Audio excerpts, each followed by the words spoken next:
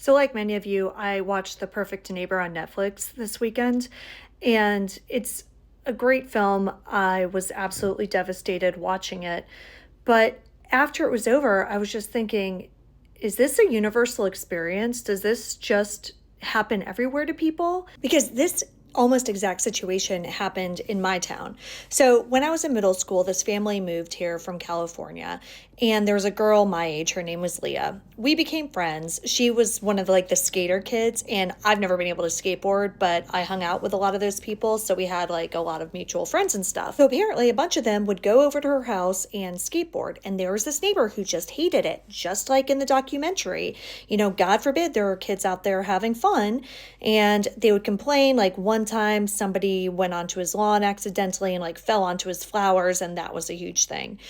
So fast forward, this apparently goes on for months, and then we just hear that that crazy old man neighbor who worked for the government for apparently DHS, so obviously, went nuts and shot her dad and killed him after he went up to the neighbor's house to complain about how he was treating the kids. Robert Lawrence is his name, and I actually looked it up because I forgot his name and I just really want to say it publicly. Robert Lawrence was this guy's name. He was arrested. He was charged with second-degree murder and using a gun in the commission of a felony. But unlike the perfect neighbor, he ended up being acquitted.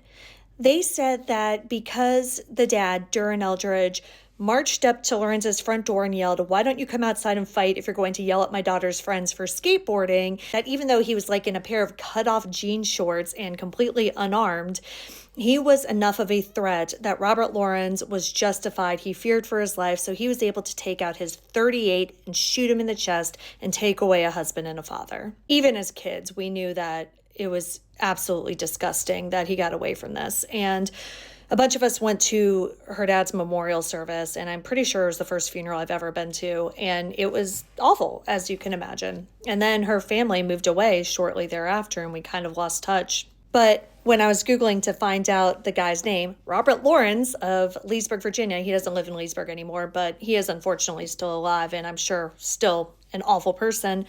I found out that this got made into an episode of Fear Thy Neighbor on Discovery. I watched it yesterday on Tubi, so if any of you are interested in it, it's just a really heartbreaking story, and it's insane that this just seems to happen.